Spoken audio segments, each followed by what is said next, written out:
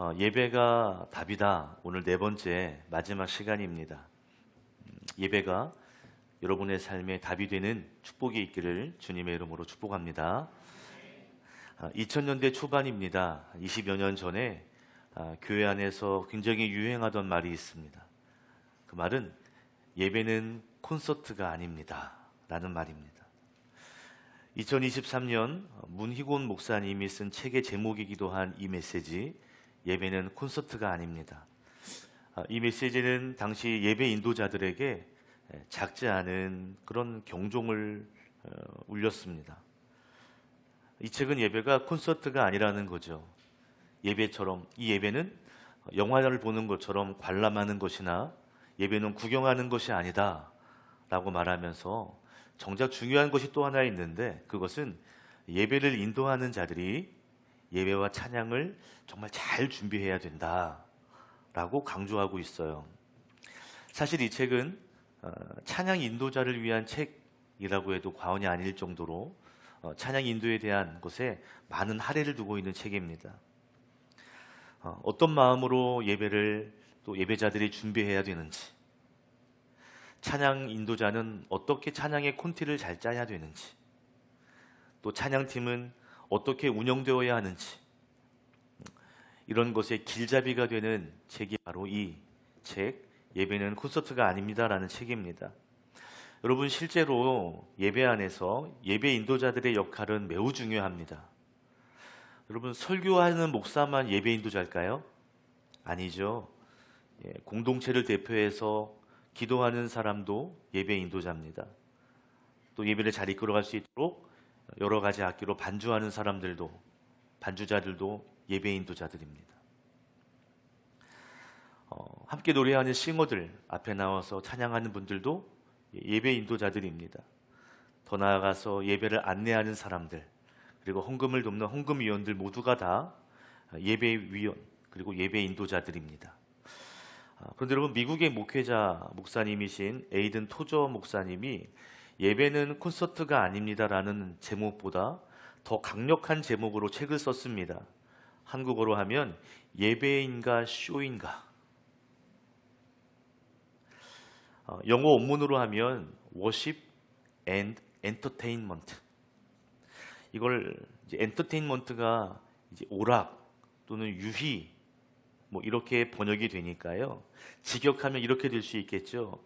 예배인가 오락인가, 예배인가 예능인가, 이렇게 될 것입니다. 이 책의 저자인 토저 목사님은 미국 교회의 강단이 쇼 무대로 변질되어 가고 있지는 않은지,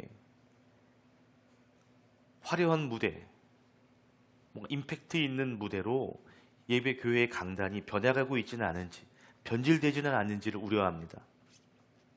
오늘날 교회는 예루살렘보다 미국 LA에 있는 헐리우드는 미국 영화 산업의 중심지거든요. 거기에 더 많은 영향을 받고 있지 않느냐라고 지적합니다. 교인들이라면 성경에 있는 초대교회 예루살렘에 집중해야 되는데, 그런데 문화가 발달되어진 세상의 화려한 문화가 넘실거리는 그 헐리우드에 집중되고 있다는 것이죠.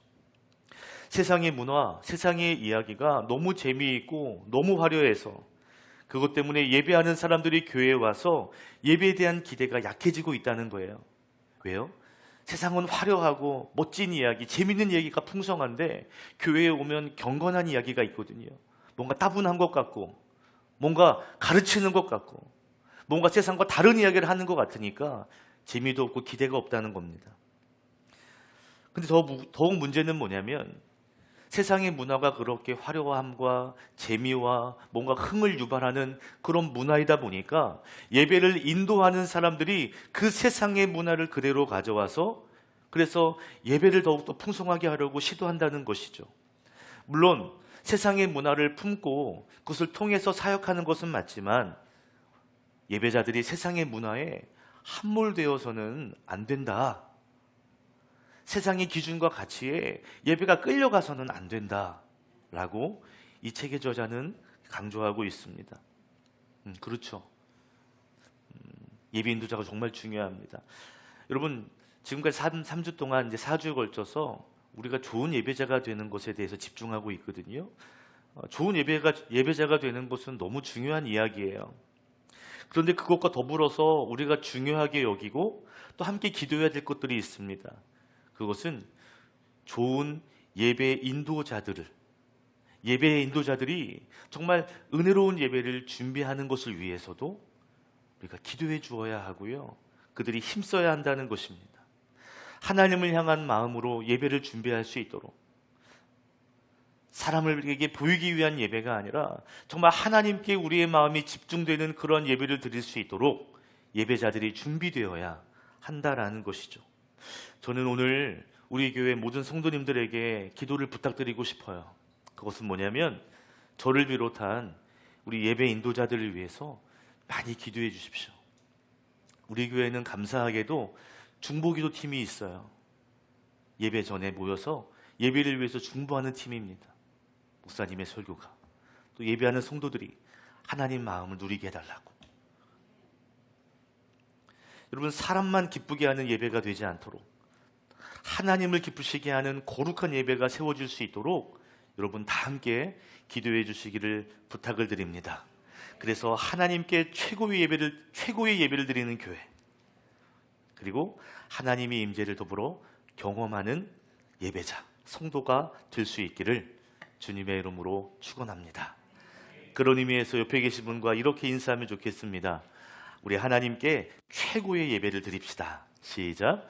하나님께 최고의 예배를 드립시다. 그래요. 우리 예배가 오늘도 최고의 예배가 되기를 소망합니다. 아멘. 민수기 16장의 말씀은 고라라고 하는 사람의 반역으로 유명한 말씀이에요. 그런데 민수기 16장을 다시 한번 깊이 살펴보면 예배 인도자의 이야기라고도 말할 수 있습니다. 우리는 예배가 답이다 라고 여러 시간에 걸쳐 살펴보았는데, 여러분 첫 번째 시간에 살펴본 것이 뭐냐면 하나님께서 아론을 또 그의 아들들을 제사장으로 임명해서 그래서 성소에서 직무를 맡아보게 했다. 제사장 이외의 사람들이 성소에 가까이 하면 죽는다라는 경고의 메시지도 우리는 민수기 3장에서 살펴보았습니다. 그리고 더불어서 하나님께서 레위 사람들을 택하셔서 그래서 제사장을 돕는 그런 일을 맡기셨다라고 우리는 보았죠. 여러분, 하나님은요 정말 예배에 진심이신 것 같아요. 하나님은 예배에 진짜입니다. 진심이 있어요. 그래서 이스라엘 백성들을 이집트에서 구원하신 이후에 제일 먼저 광야에서 길을 만드시고 강을 만드시고가 아니라 가장 먼저 성막을 만드셔서 하나님을 예배하도록 했습니다. 하나님은 예배에 진심이신 분이에요. 하나님에게 가장 중요한 일이 있다면 하나님의 백성이 좋은 땅으로 들어가는 것이 아니라 하나님의 백성이 내 백성, 거룩한 백성이 되는 것.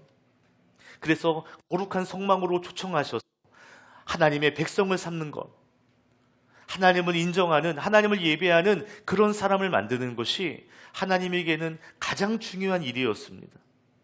자, 이렇게 광야에서 이스라엘 백성들이 예배를 드리며 살아가던 어느 날 고라라고 하는 그 사람이 주축이 되어서 모세와 아론을 반역하는 그런 일이 발생하게 됩니다.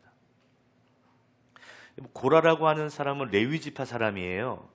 근데 그 사람이 1절에 보니까 루벤 지파 사람들과 힘을 합해서 요즘 말로 하면 쿠데타를 일으킨 겁니다. 고라는 레위 지파 안에서도 고핫 자손이거든요.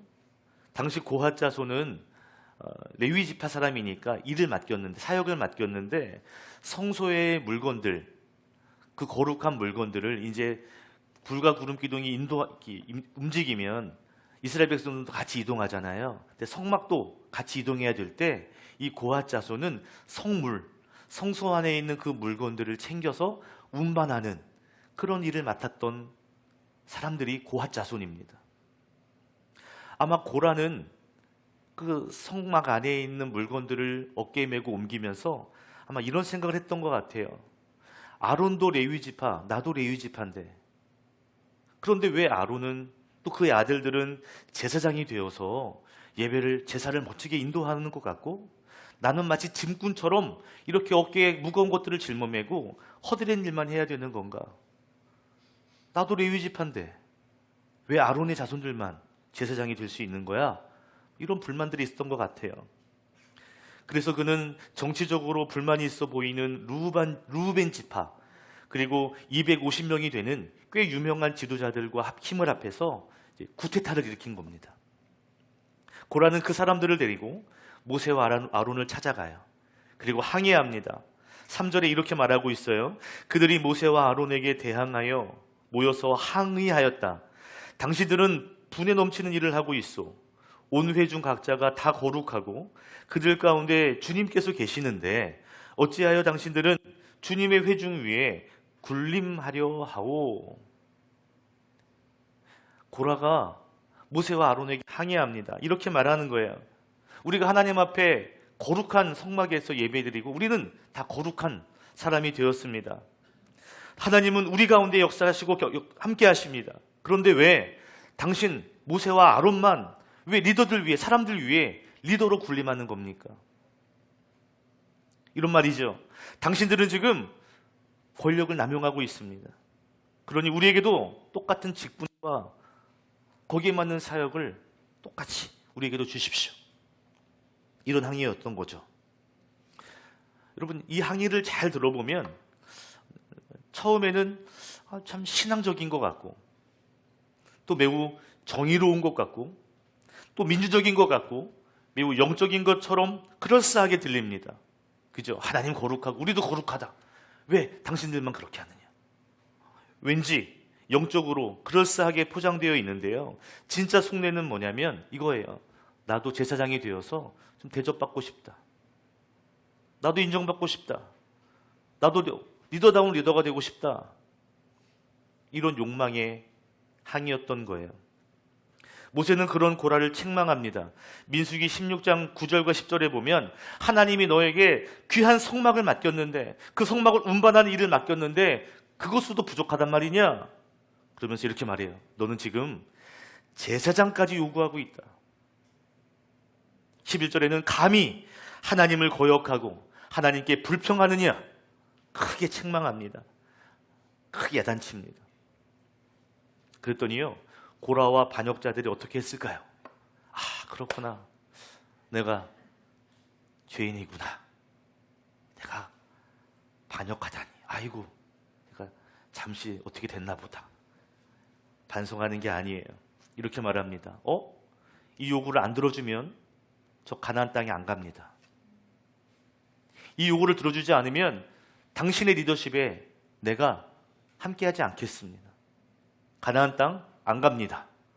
라고 거의 협박을 해요. 모세의 리더십을 따르지 않겠다는 거예요. 이건 최후 통첩이에요. 내 말을 듣든지 함께하지 않든지. 결국 하나님이 개입하셔요. 하나님은 고라와 함께했던 그 반역의 사람들을 심판하십니다. 두 가지 심판이 있었어요. 하나는 32절과 33절에 보니까 땅이 갈라져요. 그래서 고라와 협력했던 르우벤 지파 사람들까지 한꺼번에 그 땅 속으로 삼켜져 버립니다.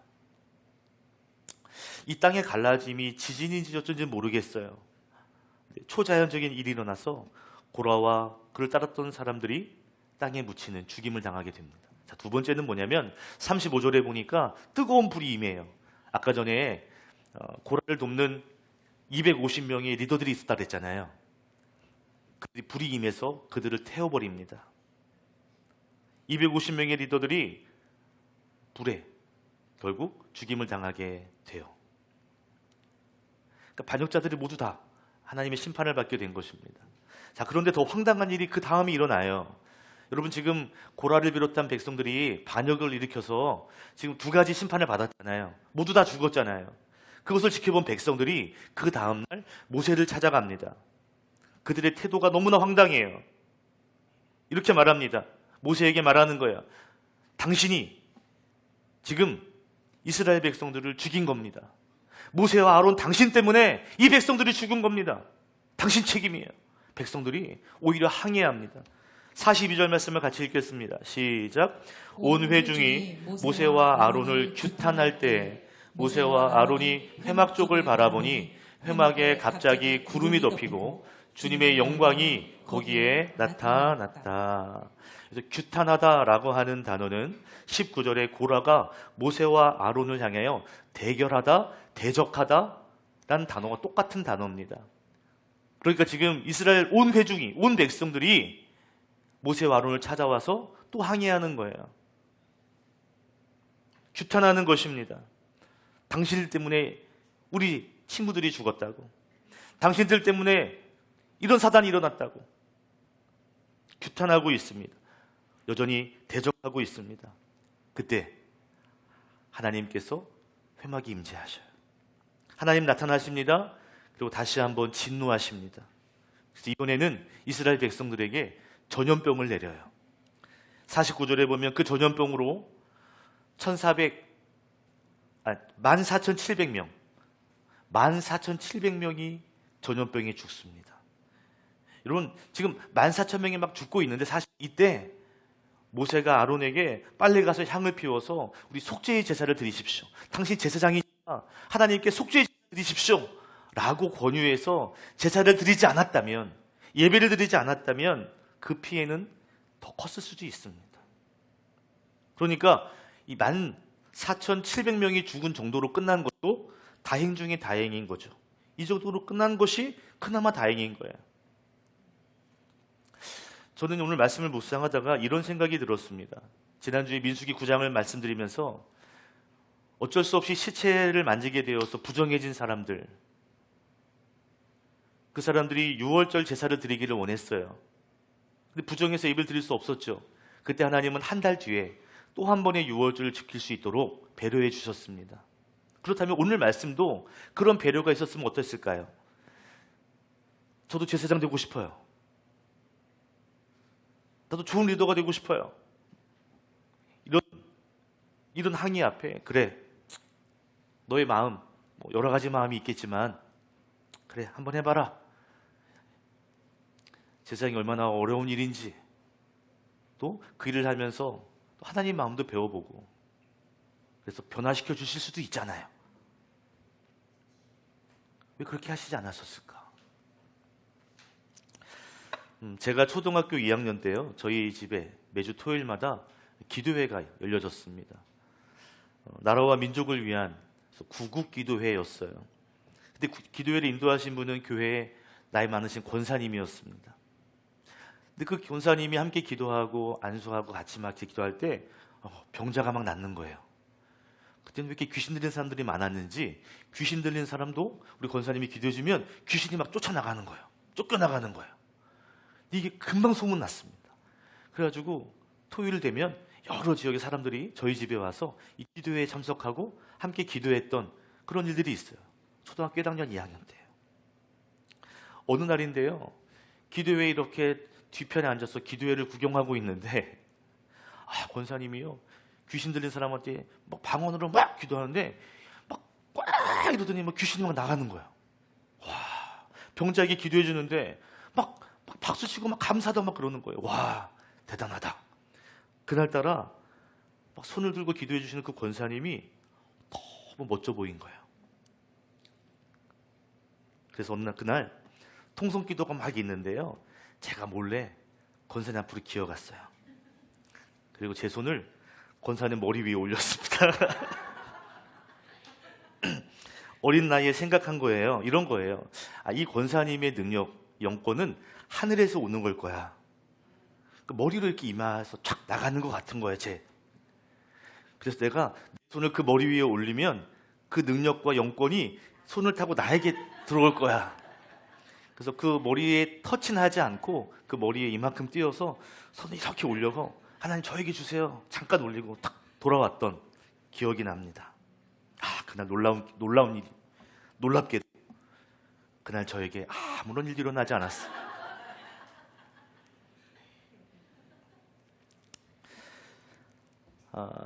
신대원 동기 목사님들 가운데 이제 친한 목사님들이 계셔요. 어느 날 저에게 장난스럽게 이런 질문을 던졌습니다. 오 목사님, 너를 보면 외모적으로 목사 될 얼굴이 아니다. 왜 외모를 평가하는지 모르겠어요. 목사들 얼굴이 아니야. 그래서 어떻게 목사가 된 거냐고 이렇게 질문을 한 거예요. 제가 그 권사님 생각하면서 이렇게 농담으로 대답했습니다. 그날 권사님 머리에 손을 잘못 올려가지고 그렇게 된 것 같아. 여러분, 성도들 머리에 감히 손 쉽게 올리시면 안 됩니다. 특히 목사님들 머리 위에 손 이렇게 올리시면 큰일 날 수 있습니다. 오늘 반역을 일으킨 이 고라가 보기에 모세와 아론의 모습이 참 멋져 보였던 것 같아요. 한편으로 보면 대단해 보였겠죠. 그러니까 나도 제사장이 되고 싶다 라고 항의했던 겁니다. 한편으로 보면 은혜를 사모하는 모습처럼 보일 수 있지만, 그런데 그의 속내에는 사람들의 인기, 권력, 하나님의 영광이 아닌 자신의 인기와 영화를 기대했던 것이죠. 그래서 그는 이렇게 항의하는 것이, 이렇게 반역하는 것이 하나님의 명령과 하나님의 방법에 맞서는 것이라는 것을 모른 채 자기만을 위한 쿠데타를 그렇게 실행했던 것입니다. 자, 그런데 오늘 나누고 싶은 것은요, 고라에 대한 태도가 아니에요. 나누고 싶은 건 그 이후에 모세와 아론의 모습입니다. 백성들은 반역을 일으키며 자기의 리더십에 대항하고 있습니다. 그런데 모세와 아론은 그들을 위해서 오늘 속죄의 예식, 그리고 속죄의 예배를 하나님께 드리고 있다는 것이죠. 하나님의 진노가 임하고 백성들이 죽임을 당하고 있는 그 위험한 자리에 이 두 사람은 예배를 선택하고 있다는 것입니다. 오늘 저희가 나누고 싶은 메시지는 딱 하나예요. 예배를 더욱 추구하는 자가 되라. 예배를 더욱 추구하는 사람이 되라는 것입니다. 예배를 추구한다는 것은 예배를 갈망하는 거고요, 예배를 삶의 가장 중요한 가치로 삼는 것입니다. 요한복음 4장 23절에 보면 예수님께서 하나님은 영과 진리로 예배하는 참된 예배자를 애타게 찾으신다라고 했어요. 찾으신다 그랬잖아요. 그 찾는다는 것이 어쩌면 추구하는 것입니다. 하나님이 예배자를 찾듯이 우리가 하나님을 예배하는 것을 추구해야 돼요. 하나님을 예배하는 것에 힘써야 되고 애써야 된다는 것이죠. 마치 목마른 사슴이 시냇물을 갈망하듯이 예배를 사모하고 예배를 갈망하고 하나님이 임재기에 있는 그 자리를 향하여 매일매일 나아가야 한다는 것이죠. 여러분, 고라의 반역 이후에 이스라엘 백성들의 공동체의 상황은 거의 최악의 수준으로 다다릅니다. 땅이 갈라지고 불이 임해서 반역자들이 죽었는데 백성들은 오히려 그 책임을 모세에게 물어요. 아론에게 물어요. 순종은커녕 더 원망하고 더 불평하고 그리고 더 반역합니다. 백성들은 전염병으로 인해서 고난을 당하고 죽임을 당하고 있습니다. 이 기막힌 상황에서 모세는 아론에게 말합니다. 형님, 지금 빨리 가서 향을 피우고 하나님께 속죄의 예배를 드리십시오. 이런 거 아니에요? 형님, 지금 우리에게 필요한 건 예배예요, 예배. 빨리 예배 드려 주십시오. 백성들과의 관계는 완전히 깨지고 있습니다. 상황은 관계가 회복될 기미가 보이지 않습니다. 공동체가 존재하느냐 마느냐 절대 위기의 순간이에요. 이때 모세와 아론은 예배를 선택해요. 그 사람을 얼레고 달래는 것이 아니에요. 변명하는 것이 아닙니다. 해답을 찾지 않습니다. 오히려 그들을 위한 속죄의 예배, 하나님의 은혜를 구하고 있었습니다. 여러분, 모세와 아론의 이 선택은 아주 심플합니다. 다시 예배함이에요. 다시 예배함. 사람들과 대립하게 될 때 그들은 좋은 전략을 구한 게 아니에요. 좋은 예배를 추구했습니다. 상황이 어수선합니다. 좋은 해결이 아니라 하나님의 자비를 구하고 있는 거죠. 우리의 삶도 마찬가지인 것 같아요. 우리의 환경이 흔들리고 관계가 깨지고 내 마음에 시험이 밀려올 때 그때 우리가 추구해야 되는 것은 좋은 해답이 아니라, 좋은 환경이 아니라 먼저 예배함이 되어야 할 줄로 믿습니다. 먼저 예배함이요. 미국의 빌 하이베스 목사님께서 쓴 책이 한 권이 있어요. 제목이 너무 은혜가 되더라고요. 너무 바빠서 기도합니다. 이 책 제목입니다. 너무 바빠서 기도합니다. 우리의 마음은 이거잖아요. 너무 바빠서 기도할 수 없습니다. 그런데 빌 하이베스 목사님의 책 제목은요, 너무 바빠서 기도한다는 거예요. 이 책은 대학생들에게 필독서가 되는 그런 책이 되었어요. 너무 바빠서 기도할 수 없다고 생각하는 현대인들에게 가장 먼저 기도가 우선이라는 것을 말해주고 있고요. 그리고 여러 가지 방법들을 소개하는데 그 중에 하나를 여러분에게 소개하자면 이거예요. 너무 바빠서 기도할 수 없을 때 그때 삶의 속도를 늦춰라. 이것이 방법이에요. 여러분, 삶의 속도를 늦춘다는 것은 뭘까요? 그것은 삶의 속도에 끌려가지 말라는 것입니다. 여러분, 삶의 속도, 삶의 분주함에 우리가 내 마음이 끌려가게 되면 여러분 절대로 그 뒤에 기도할 수 있는 시간을 보상받을 수 없습니다. 왜요? 너무 분주한데 그거에 끌려가다 보면 기도할 시간을 놓치는 거예요. 여러분, 그 삶에 끌려가다 보면, 그 속도에 끌려가다 보면 어쩌면 우리는 평생 기도의 시간을 얻을 수 없어요. 안 바쁜 때가 어디 있어요? 없어요. 저는 이 너무 바빠서 기도합니다를 예배에 적용해 봤습니다. 이런 고백이 되지 않을까요? 너무 바빠서 저 예배합니다. 너무 마음이 힘들어서 그래서 예배합니다. 너무 속상해서, 너무 지쳐서, 너무 마음이 아파서 저 예배합니다. 이게 우리의 고백이 되어야 할 줄로 믿습니다. 삶의 속도를 늦추고 오히려 하나님을 예배하는 일에 더 힘쓰는, 예배를 먼저 추구하는 그런 성도가 될 수 있기를 주님의 이름으로 축복합니다. 민수기 16장은 반역의 이야기, 그리고 재앙의 이야기로 시작이 되는데요. 결론은 어떻게 끝나느냐? 예배를 통한 재앙이 멈추는 것으로 끝납니다. 성경은 아론이 이 속죄의 예배를 드리고 나서 살아있는 사람과 죽은 사람 사이에 서 있었다. 그때 하나님의 재앙이 멈췄다, 그쳤다라고 말하거든요. 여러분, 살아있는 자와 죽은 자 사이에 있는 것은 무슨 의미가 있을까요? 물리적으로 해석해 보면 죽음이 지나가는 가장 위험한 자리 아닐까요? 살아있는 사람이 죽는 모습을 바라보는, 어떻게 보면 죽음이 가장 잘 보이는 그런 두려운 장소가 바로 그 사이에 있는 것이죠. 그런데 여러분, 이 살아있는 자와 죽은 자 사이에 있다는 것은 어떻게 보면 하나님의 심판과 또 하나님의 회복, 그 사이에 있는, 어쩌면 이스라엘 백성들이, 그 백성들이 하나님의 심판 사이에 있는 어쩌면 그런 중보자의 자리가 아닐까요? 이스라엘 백성들은 심판당하고 있는데요. 그런데 그럼에도 불구하고 예배를 통해서 하나님의 마음을 구하고 있는 그 자리, 하나님이 새로운 생명을 주시는 그 자리, 그 자리가 바로 백성과 하나님 사이에 있는 중보의 자리였습니다. 아론은요, 하나님과 백성 사이에 그 중보의 자리에 있었어요.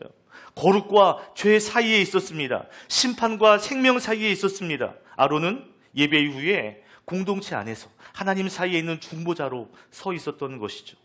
저는 한편으로 보면 예배가 이런 중보의 자리에 있는 것이 아닐까 생각이 돼요. 더 나아가서 예배가 죽음과 생명 사이에 있는 자리, 더 나아가서 예배가 세상의 심판과 하나님의 은혜가 함께 보이는 그 사이가 아닐까 싶습니다. 여러분, 예배하면 마냥 행복합니까? 마냥 즐겁습니까? 마냥 은혜가 있습니까? 여전히 우리 안에 여전히 해결되지 못한 마음들이 있잖아요. 예배를 드리고 있지만 여전히 세상에 대한 절망과 걱정이 있습니다. 더불어서 그 너머에는 하나님의 소망이 함께 존재합니다. 그 예배는 세상의 절망과 하나님 나라의 소망이 함께 있는 자리 같아요. 죄인 되었던 우리, 못난 자아를 가진 우리가 하나님의 선함 그 사이에 있는 것이 바로 이 산자와 죽은 자 사이에 있는 예배 자리가 아닐까 싶습니다. 근데 여러분, 유진 피터스는 이 예배의 자리를 이렇게 표현했습니다. 예배는 현실을 피하는 회피의 시간이 아닌, 현실을 회피하는 시간이 아니라 하나님과의 관점에서, 하나님의 관점에서 현실을 다시 바라보는 시간이다. 함께 읽겠습니다. 시작. 예배는 현실을 회피하는 시간이 아니라 하나님의 관점에서 현실을 바라보는 시간이다. 예배는요, 현실의 어려움, 걱정 함께 있어요. 근데 그것을 하나님의 시선으로 바라보는 거예요. 하나님의 시선으로 재해석하는 거예요. 내 모습을, 내 환경을 하나님의 관점에서 다시 한번 해석하는 거죠. 죽은 자와 산 자 사이에 있듯, 하나님과 백성 사이에 있듯, 예배는 어쩌면 세상과 하나님 사이에서 한 걸음 더 하나님 나아가는 시간이 예배인 줄로 믿습니다. 어쩌면 가혹한 내 현실을 그대로 가지고 하나님 앞에 올려드리는 시간이 예배인 거죠.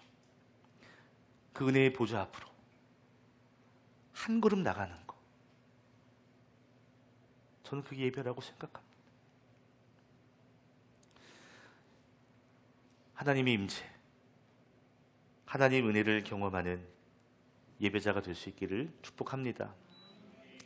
여러분, 오늘 이 아론을 향하여서 항의하는 백성들, 그 죽어가는 백성들, 그들을 위해서 아론이 하나님께 용서의 예배를 드리잖아요. 속죄의 예배를 드리죠. 그리고 죽은 자와 산 자 사이에서 머물러 있습니다. 저는 이 아론의 모습을 이렇게 묵상하니까 예수님의 십자가가 내 마음 가운데 확 떠올랐어요. 그렇죠. 이 아론의 모습은 십자가 위에 계신 예수님의 모습을 예표하고 있습니다. 디모데전서 2장 5절의 말씀을 함께 읽어볼까요? 시작. 하나님은 한 분이시오 하나님과 사람 사이에 중보자도 한 분이시니 곧 사람이신 그리스도 예수이십니다. 하나님이 우리의 중보자 되신다는 거예요. 예수님께서 하나님 우리 사이에 중보자가 되신다는 거예요. 예수님은 십자가 위에서 우리의 죄와 하나님의 은혜 사이에 계셨습니다. 예수님은 우리의 죽음과 하나님의 새로운 생명 사이에 계셨습니다. 그분이 십자가에서 우리의 중보자가 되셨기 때문에 이 시간 저와 여러분이 하나님을 예배할 수 있는 줄로 믿습니다.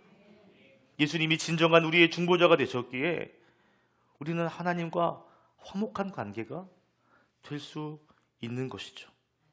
그러므로 여러분, 십자가의 예수님을 의지해서 내가 예배할 수 없을지라도 그 중보자를 의지하여 예배의 자리로 도전하시기를 바랍니다. 어느 자리에서든지 그 십자가를 붙잡고 예배를 추구할 수 있기를 바랍니다. 상황이 정리되면, 마음이 편해지면 그때 예배하는 게 예배가 아니에요. 여전히 내 삶은 엉망이지만 그럼에도 불구하고 십자가를 붙잡는 것이 예배입니다. 문제가 있기 때문에. 그래서 하나님 앞에 서는 자리가 예배예요. 오늘 말씀처럼 여러분의 예배를 통해서 때로는 하나님의 재앙이 하나님의 은혜로 바뀌는 그 기적의 이야기가 저와 여러분의 삶 가운데, 예배 가운데 일어나기를 주님의 이름으로 축원합니다. 기도하겠습니다.